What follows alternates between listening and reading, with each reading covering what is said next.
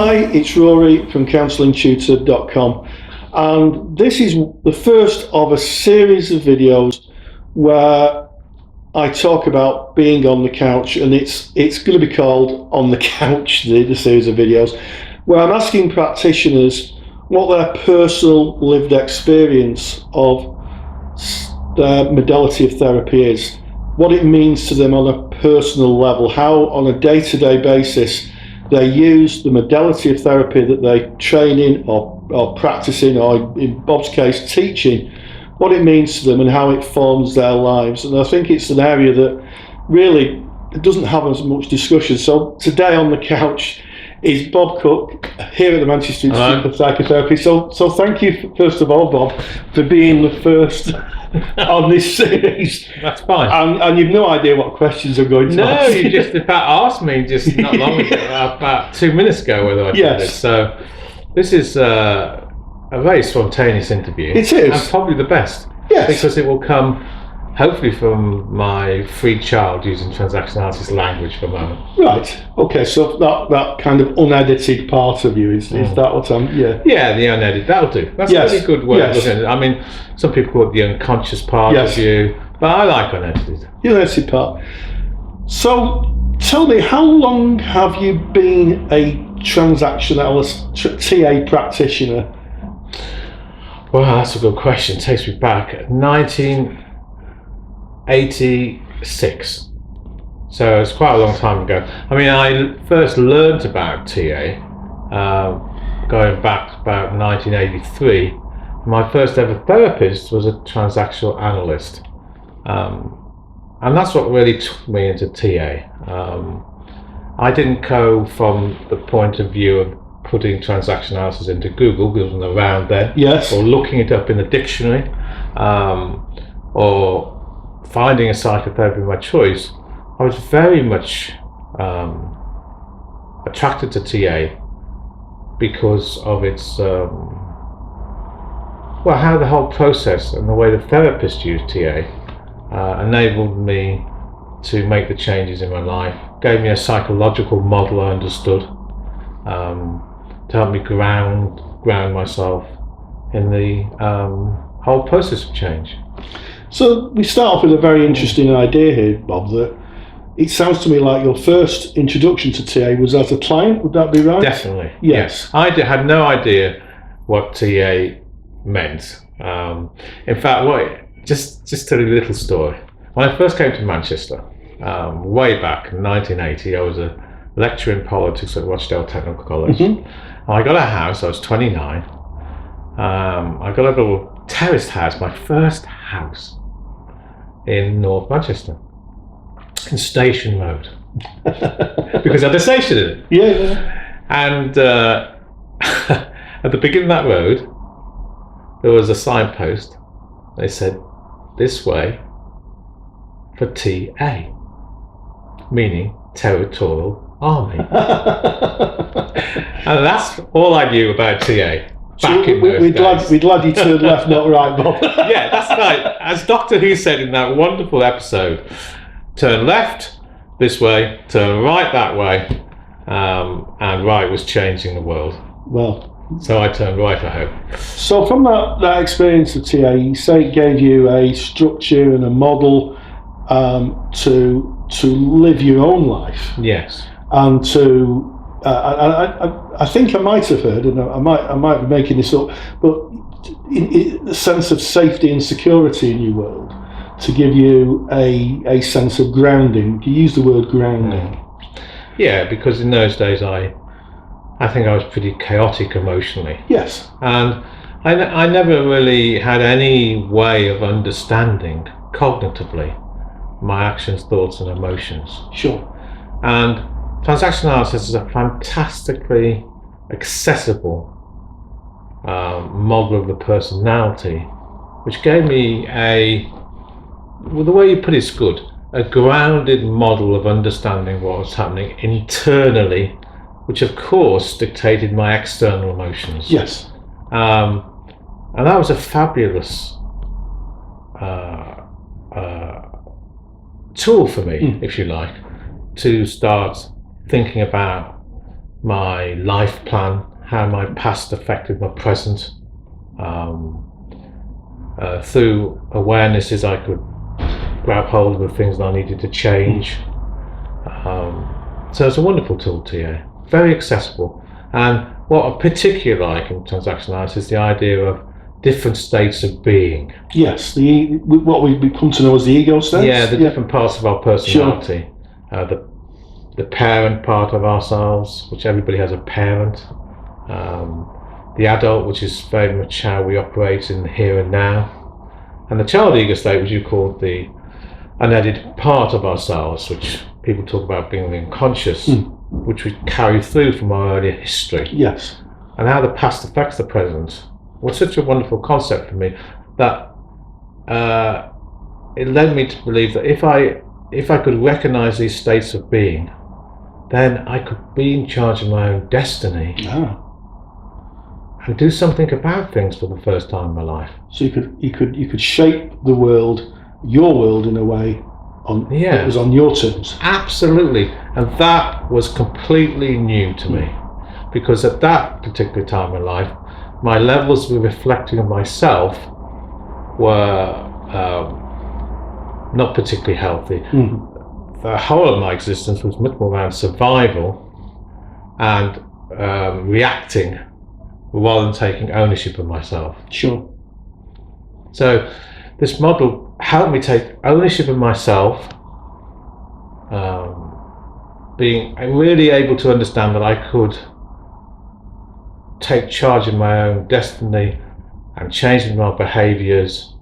The first step, of course, was having somebody help me understand that process. Sure. I didn't just do it by myself. I'm hearing this, and I may be off the mark, it almost sounds like a reparenting process. I think that's right, and I don't want to put that in a sort of cliche way. No. But certainly without that experience with my first therapist, who I very much got to trust. Yes. In a mentor stroke parent, nurturing parent way, which was so different to my toxic history. Yes. That process helped me have the time, the space, the safety to look at what was so ununderstandable about myself. Sure. Unlock that kind of mystery of you. Yeah. So the first contact with TA was as a client. Absolutely. And what was the mechanism then that stopped you kind of returning and carrying on with your life teaching politics and moving to train to be a therapist? Oh well, that's a big question. I think it's because I wanted to give something back to what I got. That I really understood that if I could change, if I could use the tool of transactional analysis to change myself, then other people could. Sure. So if it worked for you, then by default it could work for other people. Yeah, I didn't think about running an institute or training people or anything like that. I thought primarily that I'd be good at this. I thought that I would be able to influence people's lives positively, and I'd be of use. Yes. I'd make an impact to people. Be of service to people. Yeah. You went through training and you eventually qualified as a TA therapist. Yeah, I became a transactional analyst in 1990. Yes. Yeah. And then you went on to found the institute. What was to become the Manchester Institute? Yeah, it was first called the Lifestream Centre in 1988. Lifestream Centre of Personal Growth. I became a transactional analyst in 1990, an international TA analyst in 92, and then I decided to train people and help people become therapists so they could carry on the work that I thought was so important. So I changed the name of the centre to the Manchester Institute for Psychotherapy in 1993 March, and in September 1993 we had our first TA training program, Wow. which is so excited. In September 1993, run by myself and a very dear friend of mine at that time, who's sadly died now, called Phil Thomas. We ran the first training together in this room. A very proud moment for me, and I realised then that I could do the training job as well. Sure. I've always stayed very clinical, even then, and I still carry that through. Really, that's what I probably like the most. So when you talk about clinical, knowing as your idea, it's about adherence to theory? Yeah, in the therapeutic environment. In the therapeutic environment. Yeah.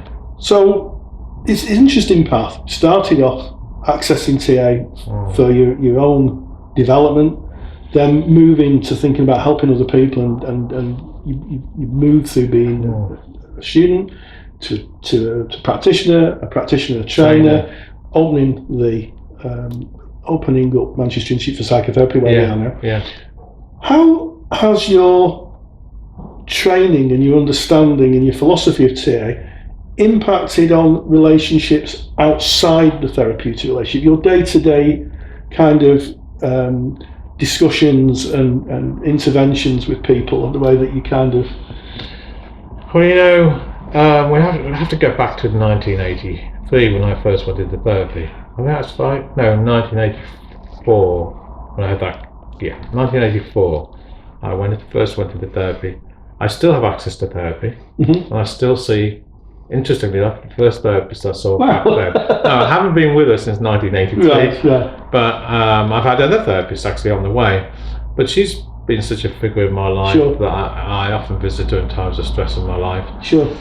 So I'm going back there because it's been the therapeutic conversation, the therapeutic relationship, an understanding of myself, a reflection on myself, which I've taken into my clinical practice, my establishment of the Manchester Institute, the carrying on of developing an enhanced training program, my life as a supervisor, and my life as an international therapist and founder of this institute. And here we go parallel to what you asked me. My personal life has been the bedrock for this whole development alongside the therapy. So as I've started to understand myself, reflect on myself, take ownership of myself, I've met the love of my life, I've got married, I have a wonderful child. She's now 15, and my personal life has dramatically I'll say improved, it's an odd word, but it's been an enhancement to my life, and that's through taking transactional analysis, through taking ownership of myself, that I am where I am today. And I always use and think about transactional analysis as a model for change. So getting back to your question, I think regularly and reflect regularly, where I'm coming from, what states I'm in. Am I an adult here? Am I really repeating history in terms of script? Am I following healthy scripts? With my daughter said to me the other day, well, Dad, she said, I'm never. What am I going to do? I want to be a drama. I want to go into drama. I said, well, you like being a journalist, creative writing. She said, I don't know what I'm going to do, but I'll tell you what. I suppose my last option could be become a psychotherapist and take over your business when you go off. So you talk about how TA has influenced me. I hope it's helped me in my family, my relationship with my wife and my daughter, and certainly I think TA has become a bedrock of my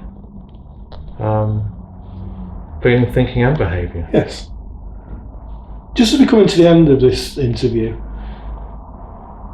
what lessons has TA taught you? If you could compact it into It's taught me how to love myself, yes. and through teaching me how to love myself, I've learned how to love other people. Well, on that note, Bob, what a marvellous end to this piece of work. Thank you very much. Well, thank you for allowing me to talk about some of my history, belief and thoughts, and to talk about TA. Bob Cooke, Thank you. thank you very much.